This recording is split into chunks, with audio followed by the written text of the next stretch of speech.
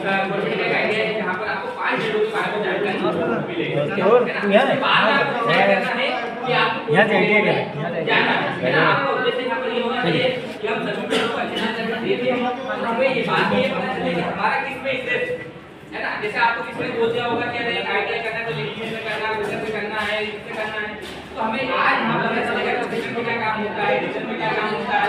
साथ में आपको ये भी प्राप्त करना हो, साथ में आपके आईटीआई वाले बच्चों को भी जानकारी देना। आपके वैसे बहुत सारे दोस्त होंगे है ना, तो उनको भी आप जानकारी देते। ऐसा नहीं कि आप आए आके डॉक्यूमेंट बनाओ, आप अगर आईटीआई करना चाहो तो ठीक है, नहीं करना चाहो तो भी ठीक है, बाकी आपको ये जानकारी को आगे पहुंचाना है। ठीक है, आपको दो बेस में डिवाइड करते हैं। पहले तो आपके परसेंटेज थोड़े अच्छे होंगे तो आपको जल्दी नंबर आ जाए। ठीक, एक साल का कोर्स होगा। एक साल का कोर्स करने के हमें क्या फायदे हैं, तो हो सकता है कि गवर्नमेंट की जितनी भी वैकेंसी होती है जहां पर कंप्यूटर का सर्टिफिकेट मान्य होता है उसमें ये सब कुछ मान्य होता है। ठीक है, उसके साथ में अगर प्राइवेट कंपनियां, अगर आप जहां पर भी प्राइवेट कंपनी में जॉब करना चाहते हो तो वहां पर भी आप कर सकते हो। जैसे पीथलपुर हो गया, पीथलपुर में बहुत सारे इंडस्ट्रियल एरिया है। अभी हमारा धामलोद के पास भी एक नया इंडस्ट्रियल एरिया खुलने वाला है ना, जैतापुर नाम है जिसका। तो वहाँ पर से भी बहुत सारी रिक्वायरमेंट हमारे पास आती है कि कोपा के बच्चे चाहिए या वेल्डर फिटर इसके चाहिए, तो वो सब यहाँ पर करते हैं। अगर आपको कोपा करना है तो इसका 1 साल का कोर्स है जिसमें बेसिक फीस तो फ्री रहती है आपकी 5,600 या 800 रुपये फीस रहेगी, जो कि आपको स्कॉलरशिप में रिफंड मिल जाएगी, है ना। तो सही लायक क्या है ना, बेसिक कंप्यूटर के बारे में, कंप्यूटर के बारे में ऑफिस में क्या वर्क होता है, किस प्रकार से होता है, इसके बारे में पूरा सिखाया जाता है। अब जैसे हम आईटीआई में हैं तो इंडस्ट्री है ये, तो यहाँ पर इंडस्ट्री के बारे में भी आपको थोड़ा बहुत नॉलेज मिलता है कि किस प्रकार से इंडस्ट्री में सामान आएगा।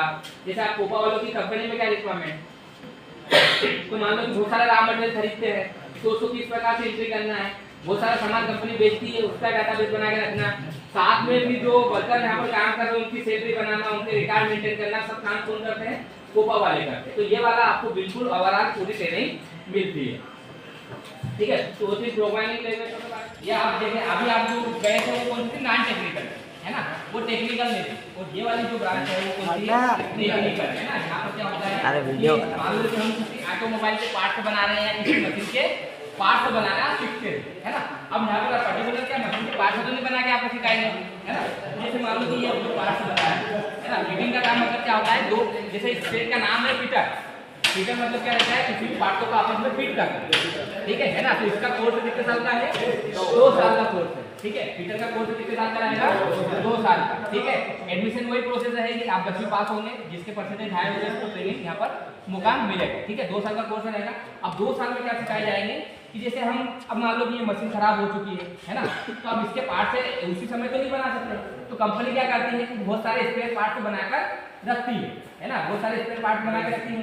अभी आपने कभी देखा होगा कि आपकी चार्जिंग की एक परेशानी हमेशा आती रहती है ना। अगर आपका मोबाइल एक मोबाइल से चार्ज कर रहे हो और अगर आपने बार बार अगर आप उसकी पिन बदलते हो तो क्या होता है, एक समय के बाद वो पिन खराब हो जाती है। ठीक है, तो वो पिन कभी नहीं खराब होती है। दिक्कत क्या होती है कि जब मास प्रोडक्शन होता है तो एक साथ बनती है पिन, है ना, या फिर आपका मोबाइल जब बनता है तो उसमें कुछ टॉलरेंस दी जाती है, यानी कुछ छूट दी जाती है कि इसमें इतना चले जाए। तो हो सकता है कि आपका जो वो जॉब बना था उसमें कुछ छूट ज़्यादा कम होने के कारण वो क्या होता है कि वो ठीक से चार्ज नहीं होता है। ठीक है, तो यहीं पे हम क्या करते हैं, किसी भी मशीन के पार्ट से बनाते हैं तो उसमें किस प्रकार की छूट दी जाती है उसके बारे में हम पूरा याद करते हैं। जैसे ये मान लो कि ये मूवमेंट इसके अंदर मूव कर रही है, तो यहाँ पर हम देखेंगे तो बिल्कुल क्या है, थोड़ी सी भी गैप है, माइनस mm के, यानी एक mm को कितने भाग में डिवाइड कर सकते हैं, 1000 भाग में डिवाइड कर सकते हैं, और हम 1000 वाले भाग में ही वर्क करते हैं, है ना। जैसे मान लो ये आपको दिख रहा है ग्राफ, इसकी बिल्कुल फिनिशिंग किस प्रकार से की गई है। अगर यहाँ से थोड़ी सी भी गैप होगी तो मान लो अगर ये गैस वाले उसमें लगा दिया हमने, तो यहाँ से थोड़ी सी भी गैप होगी तो क्या होगी, गैस लीकेज होगी। ठीक है, अगर इंजन में आपने देखा होगा कि इंजन में पार्ट मूवमेंट करते हैं तो वहाँ पर थोड़ा सा भी लीकेज होगा तो क्या होगा कि जो प्रेशर बनना चाहिए वो बनेगा नहीं, तो हमारा इंजन ठीक से काम नहीं करेगा, है ना। अब वैसे आपने हर इसको चीज़ को बनाने के लिए क्या है, कुछ ना कुछ छूट दी जाती है।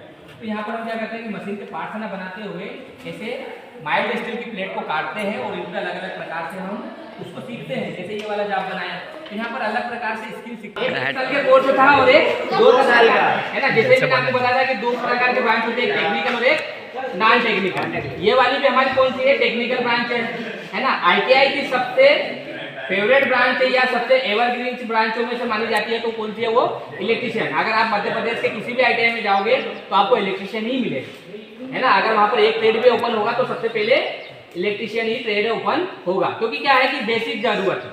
अगर इलेक्ट्रिशियन अगर एक गांव भी होगा तो वहां पर भी इलेक्ट्रिशियन वाले की रिक्वायरमेंट होगी, है ना। तो जब भी कोई सा नया आईटीआई खुलता है तो सबसे पहले कौन सी ट्रेड जाती है वहां पर? इलेक्ट्रिशियन। तो इसको माना जाता है कि आईटीआई की सब लोग रीढ़ की हड्डी यही है ना, क्योंकि उनको पता है कि आईटीआई को खोलने के लिए, रन करने के लिए इलेक्ट्रिशियन ब्रांच से ही चाहिए, ठीक है ना। तो इलेक्ट्रिशियन ब्रांच का कोर्स कितने साल का है? 2 साल का है ना। इस ट्रेड में जैसे आपको मैंने बताया है कि इसकी स्कोप बहुत ज्यादा है ना, इलेक्ट्रिशियन की डिमांड बहुत ज्यादा है। यहाँ पर क्या होता है, एडमिशन लेना है ना, तो आपको मिनिमम कितने परसेंट होना चाहिए? 80 से 90, है ना। हमारे यहाँ पर अगर बात बताऊँ ओबीसी एसटी वालों का भी कटअप यहाँ पर 70, 80 या 90 तक जाता है यहाँ की आईटीआई।